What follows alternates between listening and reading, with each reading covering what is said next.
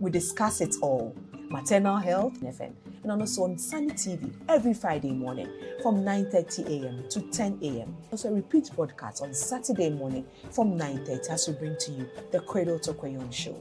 Join me and my team of doctors and health experts as we answer your questions, give you expert advice, clear all myths, and also share real solutions. Remember that informed parents raise healthy children, and healthy children build a stronger future. See you.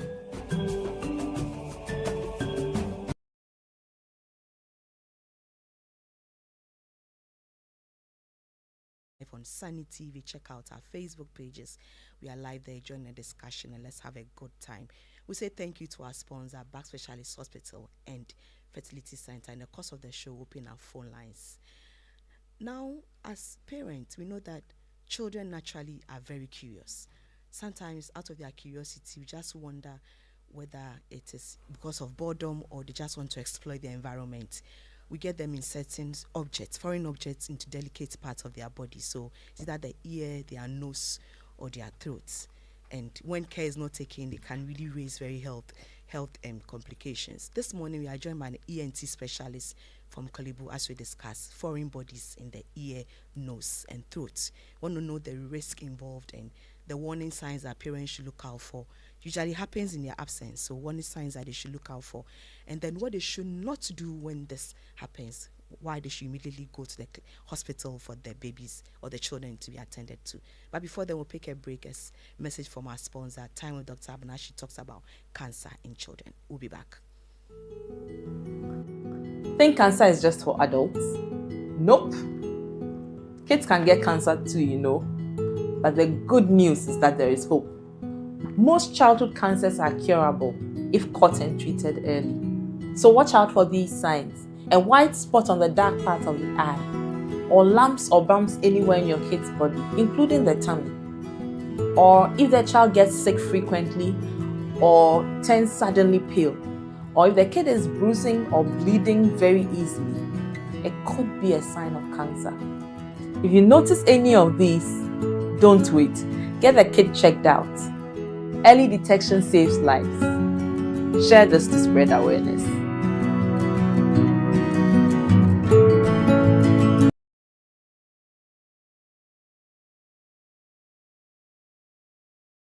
Proudly brought to you by Back Specialist Hospital and Fertility Center. Now visit Back Specialist Hospital for all your fertility, maternal and general health concerns.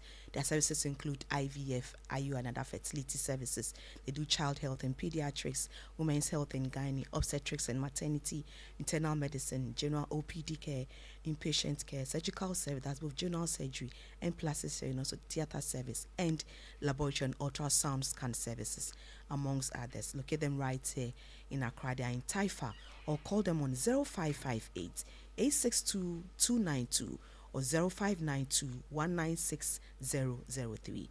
Back Specialist Hospital and Fertility Center, integrity and excellence in health care. Don't forget, you are on Facebook. Check out our Sunny 88.7 FM Facebook channel. Also drop your questions and whatever it is. My guest is Dr. Kwabena Ejenim Boateng, ENT specialist from Cradle. Dr. Ejenim Boateng, good morning. Good morning, Abigail. It's great to have you here. It's wonderful. Our first time of having an ENT specialist here. Interesting. So I'm sure we're going to love our discussion today. I hope so. Yeah. I hope so. And thanks for having me. Yes. Thanks for making time to come with a short notice.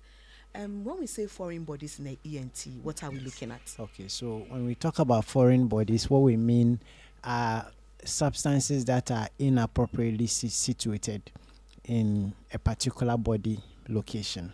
Yes, so that's what we mean. Okay. Are foreign bodies. For any, okay. Yes, okay. Any object at all that is inappropriately situated. Yes, in a particular location in the body. Yeah. Okay. How often does it happen? Is it very common? Do you see them in children? It's very, very, very, very common. Every single day at the ENT department, almost every single day, there is such a thing reported. Yes. The ear, the nose, and the throat. So I was saying that, is it because they are bored, or what is it? What will make them do such things? Okay, so children naturally like to explore all kinds of things. I mean, they are new to an environment. They've been born into a world that they've never been, and with things that are around, they like to explore the environment, they like to explore things. They learn by having to taste, having to put things in their mouth, having to smell them, having to hear them, etc. And fortunately, the ear, nose, and throat is abundant with holes and orifices, plenty of them. To the body. Yes, openings to the body, plenty of them. Yeah. So they want to know how it feels like if I put this in my mouth. How does it feel like if I put it in my nose, and that kind of thing. Sometimes we tease the children that if a child, for instance, I've put something in a groundnut, piece of groundnut, for instance, in their nose. And we are wondering whether they think that the groundnut is going to grow and they can harvest it in their nose, etc. What's the dangerous foreign object you found?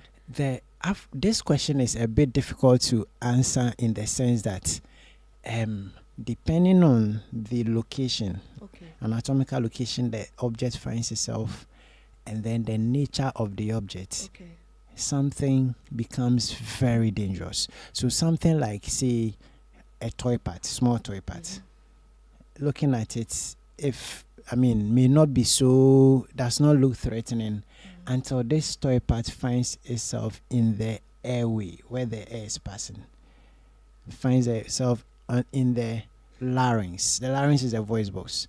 If this small tiny object goes find itself in the larynx, the voice box, and for instance is trapped by the vocal cords, or it goes into the trachea, the windpipe, and say blocks the space over there, it's looking very harmless, but has become a lot of danger because of where it has found itself. We can also have something that naturally, as you look at it, looks dangerous. Like, say, as a pin. Pin? Yes. Oh, this is a very common thing. Yes, pin. The pins that we have, whether safety pins or the thumbtacks where we're using. Yes. To stick notes on the yes. board. So a child may have this in their mouth, and then a brother or sister, a friend is coming at him or her, and they are laughing. And in the process of laughing, many times before you laugh, you would inhale air in, and then you continue. So whilst inhaling the air in, then suddenly this thing goes from the mouth into the airway, and trouble has come. So that is it. There is a sharp edge as well. Yes, a sharp edge, and now it is the sharp edge is in the airway or somewhere else. And so that is it. Something as simple as fish bone can lead to somebody's death, because the fish bone may be in the go into the esophagus, as in where food is supposed to pass. Now it is lodged over there, and maybe it's angulated in a certain way that makes it go deeper into the tissues, and foreign bodies migrate. That's what we call them. So that's what we say about them. They move. Okay. They move. So now it will be moving into the tissue. There are big vessels around the esophagus, the airway, very big vessels. And then as they migrate, they enter a big vessel. Suddenly you are going to bleed all your, you are going to exsanguinate. So all your blood is just going to come out like that. And instantly, something as simple as a fish bone would have killed you instantly. You may not have a chance at being helped, etc. So that's why it's a bit difficult to tell. Just that there are common things that we will need to be on the lookout for. That before you come to, how about the ear as well? The ear, yes. So in the ear also we can have things that can cause so much problems, like a battery, the tiny batteries, and batteries. Which type of battery? The flat ones, the button batteries, like people call them, or the disc batteries in our circles. That's how we describe them. The flat ones, the ones in watch batteries, in children's toys. This particular battery is a notorious one, and whether it finds itself in the ear, the nose, the throat, as in inside the esophagus where food is supposed to pass, and we're still in the airway where air is supposed to pass, wherever it finds itself, this battery causes significant damage and is such a danger wherever it finds itself. Corrode in there. So what happens is that because of the charge, it's the charges that is a problem. The charge, and then the fact that there are heavy metals in them and alkaline in them that leak. So it manages to cause problems using different mechanisms. So for instance, when it gets into a particular area, then the flesh over there between the surfaces makes it form a complete circuit, and then ends up discharging charges into the thing, and the charges will burn the tissue. And the burning the tissue also burns some of the vessels around there and other things. So they can end up, for instance, in the esophagus, they can end up perforating it. And it perforates it, and now food and saliva and things that are not supposed to go into the chest go into the chest, and it will cause a severe infection in the chest. Severe infection. That severe infection has mortality, as in the possibility of killing you, as much as 40%. Even now with modern medicine in the most advanced places, it's still so high, the mortality, the chance it will kill you. Just a simple disc battery that went into your esophagus. When it goes into the nose, because of the charges, and I mean with the esophagus, it's just one thing that I've said about it. There are many other things that it does aside the charges and causing perforation. Many other things, including leakage of mercury into the tissue. The mercury, which is toxic to the body. There are alkaline that leaks that causes further burn. The fact that it will lodge at a particular place, and you know our esophagus has different. They have some places that have constrictions, like some narrowing at some places. So sometimes they go and lodge there and they can't go. So it remains there, and then the pressure alone over there causes the tissue there to die, etc. So just one thing. Swallow. Food can't even it go can down. pass. Yeah. It can pass. Yeah. Food is not going, and because food is not going, depending on the level to. Your saliva too may not be going, and the saliva may spill over into your airway, cause a pneumonia. Just something small like as that. a battery that has gone to lodge over there. In the nose, because of the discharge of the charges as well, it will cause a burn over there, and then even after removal, then now the place starts scarring, and then the nasal cavity starts closing up. And so some of the children, you have to now do surgeries later on to open up the nose. When it comes to the ear, to the same thing. The charges that are discharging over there cause burns, and then the ear canal may narrow out even after removal, or it can perforate the eardrum, lead to infection in the middle ear, all kinds of things. So yes, so that is the reason why sometimes we emphasize a lot on the disc batteries and want parents to be aware that they are so close, they are around. Many of us have watches. Many of us buy toys for our children. So if you want to look out for which kind of battery is in a child's toy, and then whether the place where the battery is has screws so that your child will not have access to it. Exactly. And then whenever batteries are taken out, that you have to be on the lookout to ensure they are properly disposed of, etc. Because their children will want to explore with them. And once they get bored and they want to explore. They just want to explore. They want to explore. I remember when I was a child. I mean, children, you children. Had your fair share I had my own fair share. I remember when one of the days I looked into a battery a barrel full of water. And I realized that suddenly I could see my face inside the mirror reflection. Inside the water. So I thought maybe if I spit in it, I want to see whether my sputum will get into it or something. Then I spat into it, and some adults came to catch me. And then I'm telling you, I saw an extension board, and then there was this light. You know, when you turn the switch on, the light that comes it was a red one, and then I saw the red light, and I felt that what will happen if I urinate on this thing? Hey. Your scientist mechanisms were I'm telling you. So children will be children. And so ours is to be on the lookout for them because they want to explore and do things. So that is it. These are even the simple ones I've told you. The ones that you don't think are harmless. And there are also ones that you showed me a picture. It was a padlock. Yes. Padlock. Yes. So this child, for instance, was playing with a padlock in the mouth. Hey. And then out of, sometimes children like to, they do multiple things. So she has this one in the mouth, and then a friend or sister comes, and then she's playing with her child, and they forget that this is in the mouth. Okay. And then suddenly it goes beyond the level where they can retrieve it themselves, and it goes into the esophagus. So the padlock that I showed is something we retrieved from a child's throat in theater. Yes, because we didn't sometimes have the an sad option. part is that we are not there when it happens. Yes. It happens in school, Yes. when we are out, Yes. and they are by themselves and don't even tell you. Yes. So how do you know that this is actually happening for you to Okay. do what you have to do? That's fine. So in the many of the foreign bodies, there's a particular one that actually has the song that you are singing, sort of. Foreign bodies that go into the airway, for instance, there is one that we typically will see that a child that is unattended to and suddenly develops a cough or choking episode, and then suddenly develops a cough with difficulty breathing or noisy breathing. That one tells you that this child may have inhaled something. So your child went to school in the morning, there was no cough. Now she's come back home and is coughing repeatedly. And then many times they may also have noisy breathing.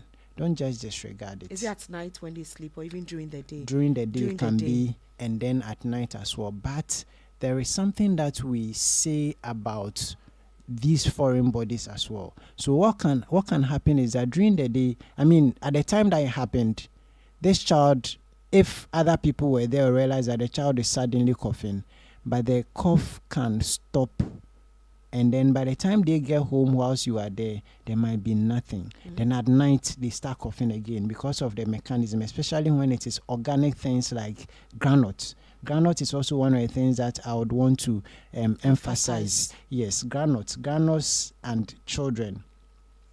Granules have caused a lot of problems, and the objects that are inhaled, as in the ones that go into the airway, a lot of them are granules and organic things like also corn, but particularly granules because we chew granules. Many of us chew granules are things. If your child is not a certain age, mature to a certain age, arbitrarily, it's not really backed by particular data or anything, but arbitrarily, if a child is, for instance, no more than 5 years, I would not give that child granules to chew. Because there's a great tendency the child would inhale the granules. So granules, for instance, when they inhale it, initially there will be the choking episode, they will start becoming breathless and then be coughing with noisy breathing.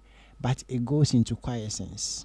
Things settle down. There's no problem. Then at night or hours later, this child will suddenly start having difficulty breathing with noisy breathing, and then sometimes a cough. And you wonder what is happening. And sometimes, give cough syrups and then it still yes, will you not give cough syrup. That will even be the worst thing to do, because the way the difficulty in breathing worsens so rapidly, if you toy with cough mixtures and other things, anticipating that the next morning you do something about it, there might be an issue. And sometimes you may even go to a health facility, but those that are not familiar with this presentation may think that it's another disease like asthma, for instance, and initiate treatment for asthma and all kinds of things until it may be too late. So this one is for us to have, for us parents to have this at the back of our mind, so that in seeking healthcare it may guide us, sort of. Many health facilities may be familiar with it, but there are many others too that are not familiar with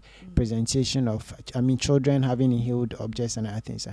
So that to guide that thing. But that is about it for the ones that are inhaled. When it comes to the ones that are ingested, one of the commonest things that... Let's open our phone lines. Just 10 minutes to top of That's the fine. hour. That's okay. Number to call is 0540-130-684.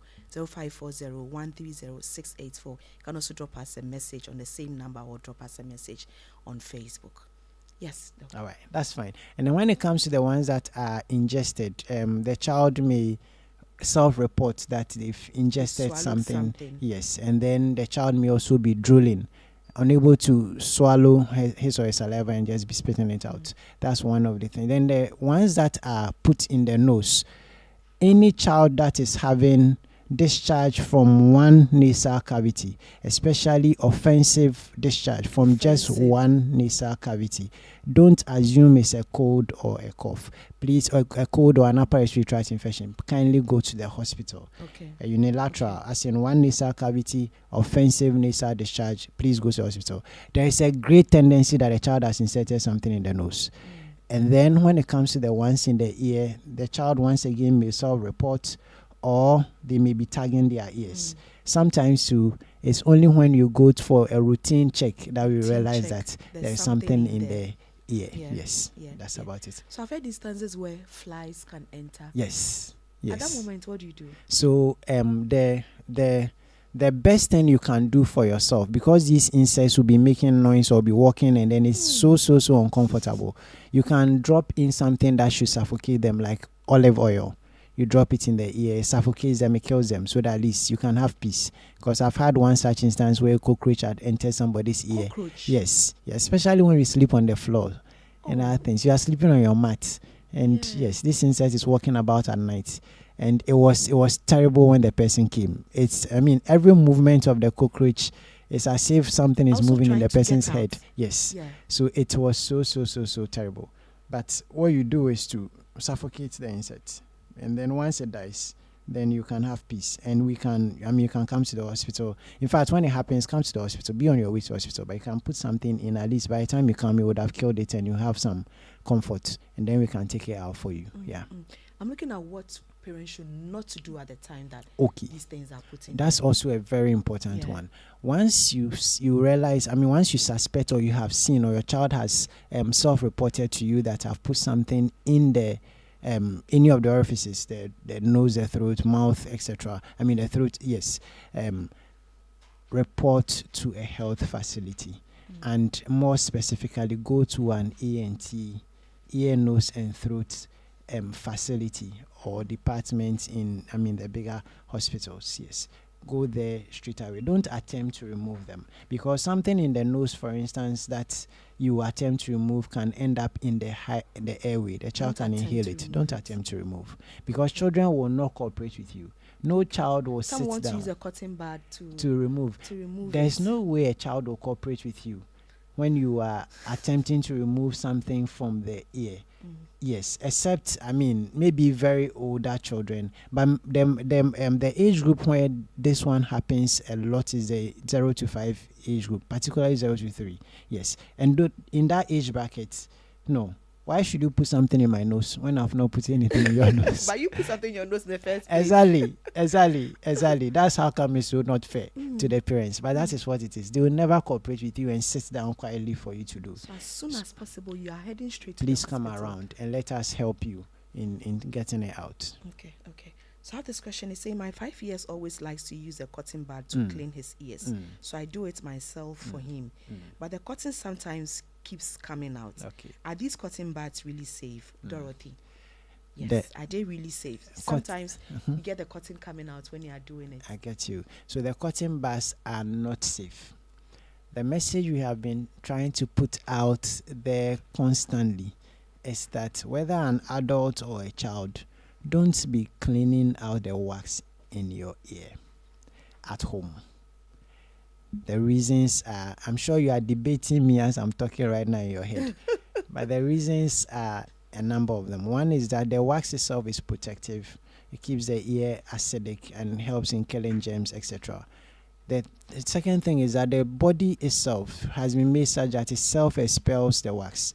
Just that there are some people that, for whatever reason, the mechanism may not be so effective, and so the wax accumulates. If it gets to the point where it is uncomfortable, accumulating is uncomfortable, there are ways we get it out. We soften it with various materials, including olive oil and some other things. And then we like to syringe it, as in wash the wax ourselves. Because you attempt to do that yourself, many times ends up in infections.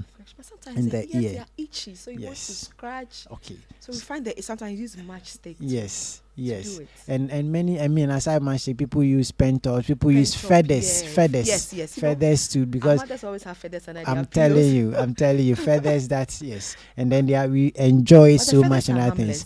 They are harmful. Harmful in the sense that, number one, once you attempt cleaning your ear, you disrupt the pH in the ear, and so infections can happen because of that. And especially our mothers, because of the mothers and fathers advancing age, diabetes and other diseases are common. A diabetic with an infection in the ear is a big problem, huge one, because the issues it will bring are so dire. So that is number one. The other thing too is that the feathers of the animal that you have taken, the bird, that How bird does clean not is it? bath in the morning or bath in the evening. Sometimes they clean it with oil. They use the oil to clean it. Yeah. If we were to clean it with oil, we don't know whether this oil has an antiseptic in it or otherwise. And this bird has not been bathing, so it's not safe. obviously It's not. safe. Obviously not. Obviously Okay. not. Yes. Okay. So things in the ear, no. As much as reports, let's see what we can help you with, because the itchy ear is caused by many things. Oh, okay. It's not just itch It's in the itching, ear so like you just want to go in there and then it scratch. small. There are many things that cause itch, and some of them have to be attended to. Yes, because some of them can be harmful. Okay. Yeah. Okay. For these foreign bodies, Yes. the ENT, Yes. can we prevent it? Yes, prevention is possible with a lot of vigilance and awareness as we are creating.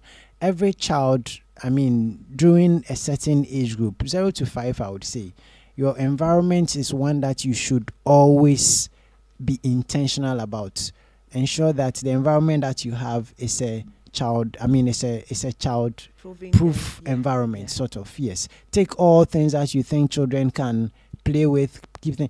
I don't take coins to my house. We do all that. Yes. Just don't get where they pick these things from. Okay, no problem. That's toys. I tell you, I understand you so much, and maybe that's where the element of grace comes in. Yeah. Because you can't. That's the biggest factor. Yes. Because yes, you can't be 100% certainly. Yeah. Yes, because another child in school may give your child the thing that you don't want your child to be exposed to.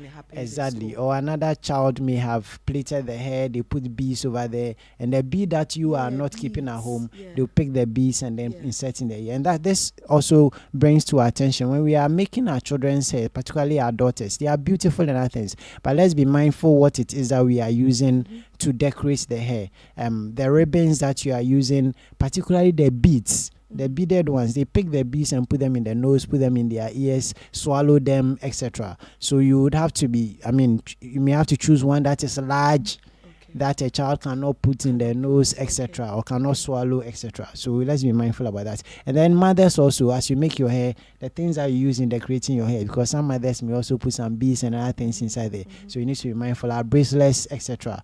Coins are things that we should be very mindful of. They swallow the coins. Coin is among the commonest foreign bodies removed. Coins. I didn't come to. So when they are brought in, how do you remove these things? Okay, so in removing them, fortunately, we found several ways of having to go around them, and some of the removal will be done at the clinic. Others are done in theater. So the ones that are done at the clinic, particularly the ones that are inserted in the nose and then the ears, many times we'll be able to remove them in the clinic without having to sedate your child or give anesthesia, etc. Yes, but even those ones, depending on how complicated they are, sometimes we need to take them to theater and then get a child to sleep and then do. In theater, many times, fortunately, we don't have to make cuts on either on the nose or in the neck, etc. Many times you don't have to, because we found ways to introduce we found ways to do them endoscopically, as we introduce some instruments through the mouth or through the nose, and we are able to pick them because they are well illuminated. Some of them have camera systems, etc., that allow us to be able to remove them safely. Yes. Our time is up already. Your closing words for a parent who's, you can't encounter this. What do you advise them to do? Parents, children are very curious. Let us ensure that we keep our environments child-proof as much as possible. The next thing is that once you see something like that happening to your child, the child has inserted anything, please come to the hospital straight away. And a battery in whichever part of your child's body is an emergency. Don't sit on it. Please come quickly, because our timely intervention would help a lot in dealing with complications that could happen without so. Yeah. Thank you so much. We'd love to have you here again. I would love to come as well. Talk about. That's fine. That's fine. Thank you so much for coming. Thank you so much also for having me. Yes. Yeah. And then thank you to our sponsor, Bath Specialist Hospital and Fertility Center, to all those who listened and watched. Don't forget, same time tomorrow morning, 9:30, where we repeat broadcasts on Sunny TV. I want to say a very good morning to Mrs. Joanna Gipsy Agote. She are doing the listening, I say, with much love. Enjoy your day and have a lovely weekend. And to the guys here, to Eugene, to Bless, and to Nee, enjoy your day. Stay blessed. Bye-bye. From infancy to adolescence, from prenatal care to safe motherhood, we discuss it all. Maternal health, vaccinations, infant nutrition, preventive care, mental, physical, and emotional wellness of both the mother and baby. We talk about what truly matters here. Tune in to Sunny 88.7 FM and also on Sunny TV every Friday morning from 9:30 a.m. to 10 a.m. Also repeat broadcast on Saturday morning from 9:30 as we bring to you the Cradle to Crayon Show. Join me and my team of doctors and health experts as we answer your questions, give you expert advice, clear all myths, and also share real solutions. Remember that informed parents raise healthy children, and healthy children build